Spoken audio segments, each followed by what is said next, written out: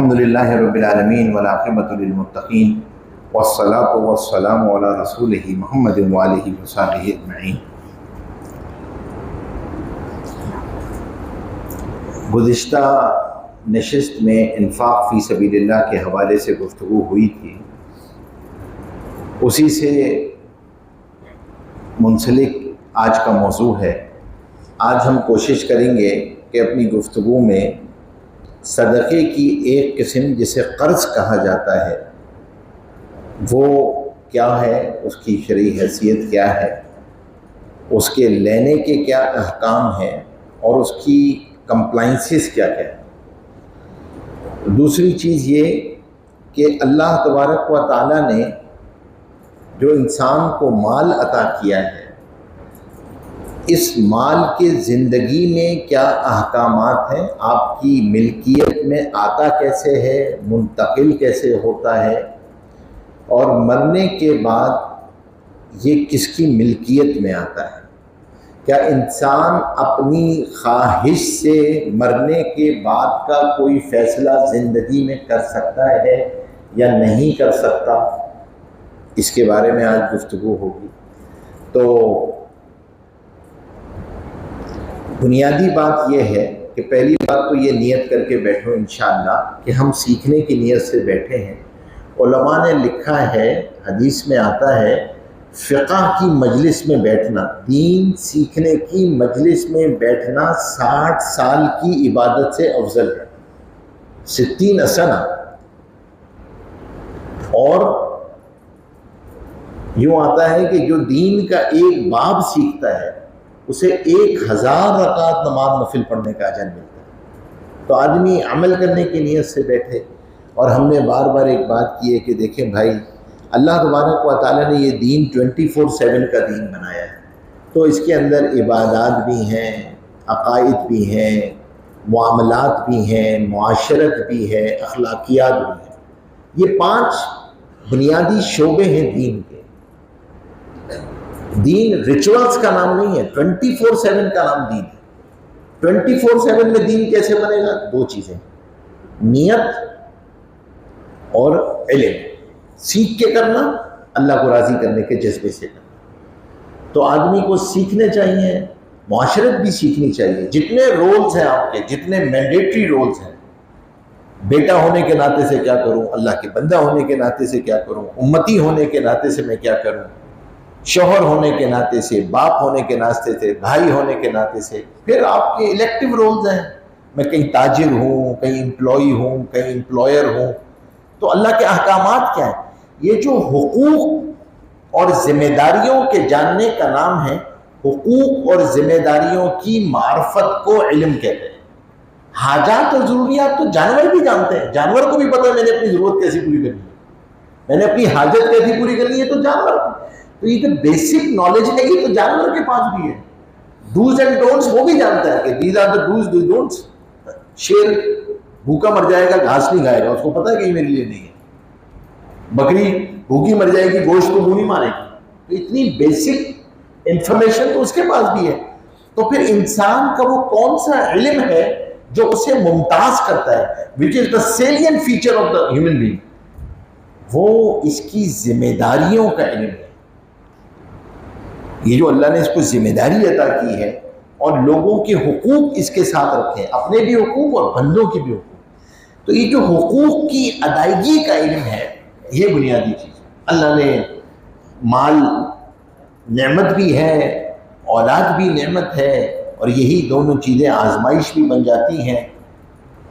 تو کسی اللہ والے سے سوال کیا کہ یہ نعمت کب ہوتی ہے، آزمائش کب ہوتی ہے؟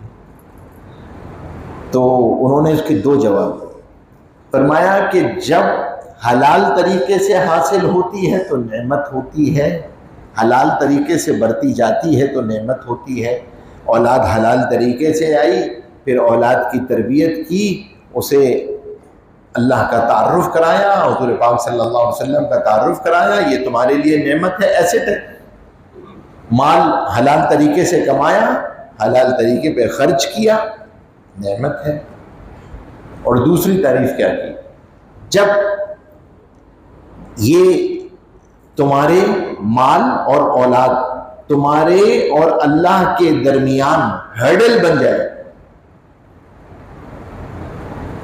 تو پھر یہ آزمائش ہے.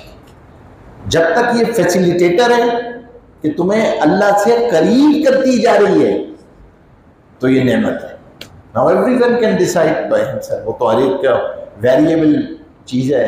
ہر آدمی یہ سوچے کہ اس اولاد اور مال کی وجہ سے میں اللہ سے قریب ہوا یا اللہ کی نافرمانی کی طرف گیا. تو نعمت اور آزمائش کا فیصلہ وہاں ہو جاتا ہے. اللہ تبارک و تعالیٰ نے مال کے جو حقوق عطا کیے ہیں اس میں ایک چیز جو ہے وہ تو اللہ تبارک و تعالیٰ نے حقوق اور فرائض کو واضح کیا ہے. اور سب سے پہلی چیز تو یہ کی ہے کہ وہ حلال کے ذریعے سے ہونی چاہیے. اور ظاہر سی بات ہے اگر خدا نخواستہ حلال نہ ہو تو حدیث میں آتا ہے کہ اگر حرام کا لقمہ آتا ہے تو 40 دن تک اس کی عبادت قبول نہیں ہوتی. اگرچہ علماء نے لکھا ہے فرض ادا ہو جاتا ہے لیکن جو اس کی نورانیت ہے جو اس کی روح ہے وہ نکل جاتی ہے. اور فرمایا کہ حرام اور فرما بردار اولاد ایک جگہ جمع نہیں ہوتی تو حرام پریشانیاں لے کر آتا ہے. تو گزشتہ نشست میں بھی ہم نے کچھ بات کی تھی اور آج بھی ہم بات کریں گے کہ حرام مال میں داخل کیسے ہوتا ہے. پھر اللہ تبارک و تعالیٰ نے صدقے کا حکم فرمایا کہ اس مال میں اضافہ جو ہے وہ اللہ کے راستے میں خرچ کرنے سے ہوتا ہے اور انفاق فی سبیل اللہ. اور علماء نے لکھا کہ اللہ تبارک و تعالیٰ نے قرآن کریم میں جو یہ آیت نازل فرمائی ہے لن تنالوا البر حتی تنفقوا مما تحبون، تو مفسرین نے لکھا ہے اس کا مطلب بر جو ہے نا بر نیکی انفاق فی سبیل اللہ کے بغیر مکمل ہی نہیں ہوتی. نیکی اللہ کے راستے میں خرچ کرنے کے بغیر مکمل ہی نہیں ہوتی. اور انفاق زکوٰۃ کے بعد کا چیپٹر ہے. زکوٰۃ تو فرض ہے نا، اس لیے ہمارے مینٹور کہا کرتے تھے ہمارے شیخ کہ زکوٰۃ دینے سے بخل ختم نہیں ہوتا. اس لیے زکوٰۃ دینے والے کو سخی نہیں کہتے. زکوٰۃ تو منیمم ریکوائرمنٹ ہے.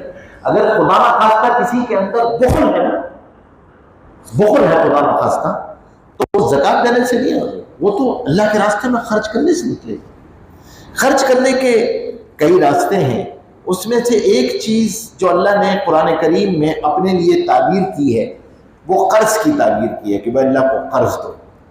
اور اللہ تبارک و تعالیٰ نے اس کے فضائل بیان کیے ہیں. پھر اسی طریقے سے اس قرض کو اللہ نے انسانوں کے لیے بھی جائز قرار دیا ہے کہ آپ لوگوں سے قرض لے سکتے ہیں. یہ جو قرض ہے اس کے بنیادی طور پہ دو جہت ہے. قرض یہ کانٹریکٹ ہے. اچھا یہ ایسا عقد ہے جو عقد غیر معاوضہ ہے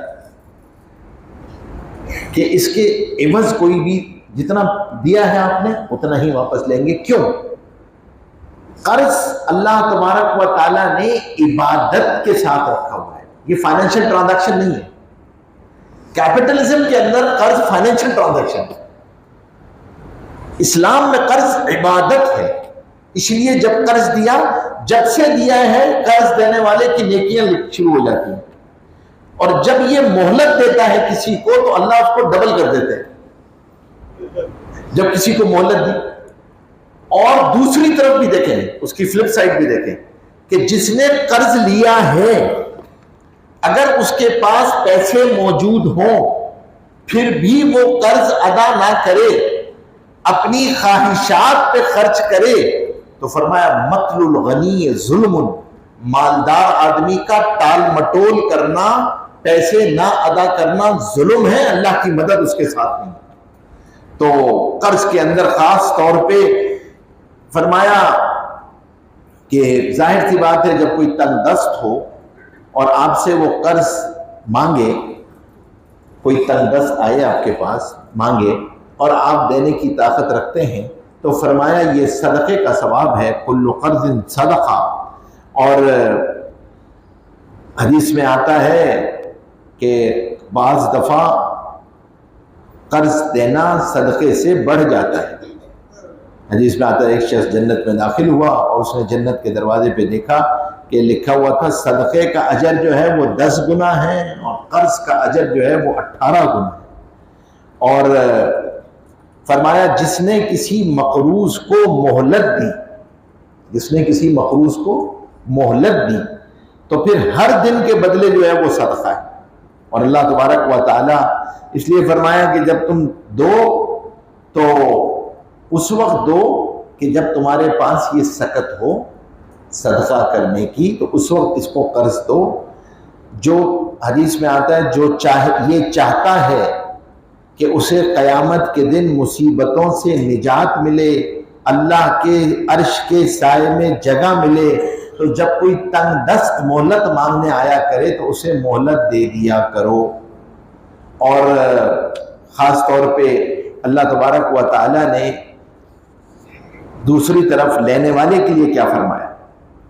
فرمایا جو قرض ادا کرنے کی نیت سے اپنی ضرورت کو پوری کرنے کے لیے قرض لیتا ہے تو اللہ اس کا قرض ادا کروا دیتے ہیں. نیت ادائیگی کی نیت سے لیا ہے، ضرورت ہے. 2 چیزیں یاد رکھیے، ضرورت کے وقت لینا ہے اور ادائیگی کے لیے لینا ہے. اور امپورٹنٹ لائبلٹی ایسی ہے کہ اگر خدا نہ خواستہ ادا نہیں کیا، وصیت نہیں کی، وراثت میں مال نہیں چھوڑا، تو شہید کا بھی ہر گناہ معاف ہے، قرض شہید کا بھی معاف نہیں. حضور پاک صلی اللہ علیہ وسلم نے اپنے حیات طیبہ کے اندر وہ چند ہی جگہیں ہیں جہاں حضور نے جنازہ پڑھانے سے انکار کیا ہے. اور اس میں ایک جگہ وہ ہے حضور پاک صلی اللہ علیہ وسلم تشریف لائے. حضور پاک صلی اللہ علیہ وسلم پوچھا کرتے تھے کس کا جنازہ ہے؟ فرمایا فلاں کا جنازہ. تو حضور پاک صلی اللہ علیہ وسلم نے پوچھا کیا کسی کا حق تو نہیں ہے اس پہ؟ ایک صحابی کھڑے ہوئے فرمایا ہاں اس نے میرے پیسے دینے میری ادائیگی. حضور پاک صلی اللہ علیہ وسلم فرمایا کہ اس نے کوئی مال چھوڑا ہے؟ فرمایا نہیں. فرمایا کوئی وارث ہے؟ فرمایا نہیں. فرمایا کوئی وصیت کی ہے؟ فرمایا نہیں. خاتم النبیین رحمت للعالمین حضور پاک صلی اللہ علیہ وسلم نے فرمایا تم اپنے بھائی کا جنازہ پڑھ لو، میں جنازہ نہیں پڑھوں. جنازہ نہیں پڑھا. اور حضور پاک صلی اللہ علیہ وسلم جب چاہنے لگے تو مجلس پہ تو سناٹا چھا گیا. تو حضور پاک پھر ایک صحابی کر گیا رسول اللہ صلی اللہ علیہ وسلم میں ادا کروں گا اس میں. حضور پاک صلی اللہ علیہ وسلم نے تمام صحابہ نے فرمایا دیکھو گواہ رہنا. اور پھر حضور پاک صلی اللہ علیہ وسلم نے جنازہ پڑھا. ان صحابی نے قرض ادا کیا. حضور پاک صلی اللہ علیہ وسلم کو آ کے بتایا کہ میں گارنٹور تھا، میں نے گارنٹی پوری کر دی. تو حضور پاک صلی اللہ علیہ وسلم نے اس کو دعا دی، اللہ نے ان کے مال میں برکت عطا فرمائی. تو قرض جو ہے نا وہ بہت بڑی چیز ہے، اسی لیے اس کا خاص طور پہ اہتمام کرنی چاہیے. حضور پاک صلی اللہ علیہ وسلم نے اگر اللہ نہ کرے خدا نہ خواستہ کوئی اس نیت سے لیتا ہے کہ وہ ادا نہیں کرے گا، تو حدیث میں آتا ہے وہ قیامت میں اس حال میں ملاقات کرے گا کہ وہ چور ہوگا اور اس کے ماتھے پہ لکھا ہوا ہوگا یہ چور ہے. تو نیتیں جو ہوتی ہیں نا، نیتیں ہم نے اپنے بڑوں سے جن لوگوں کے ساتھ کام کیا، نیتیں ایسی ہوتی ہیں کہ مارکیٹ کے اندر جو ہے نا، مارکیٹ کے اندر آپ کی نیتوں کا امپیکٹ آپ کے بائر پہ بھی پڑتا ہے، آپ کے سپلائر پہ بھی پڑتا ہے. اب نے دیکھا نا ایک بہت ہی آپ کسی بڑوں کے پاس بیٹھے ہیں تو کہتے ہیں یار آپ ان سے پوچھیں گے یار ان کے ساتھ کام کریں، تو کہتے ہیں نہیں یار ان کے ساتھ کام نہیں کرنا، ان کی نیتیں اچھی نہیں ہیں. بھائی نیتیں کیسے پتہ چلتی ہیں؟ بیکاز جو ان کے بیہیویئرز ہیں، ان کے ایکسپیرینس یہ بتاتا ہے کہ ان کے بیہیویئر، ان کی نیتیں نہ دینے کی. اور حدیث کیا کہہ رہی ہے کہ نہ دینے کی نیت سے اگر قرض لیا تو ایسے ملو گے جیسے اللہ کے ہاتھ جیسے چور ملتا ہے.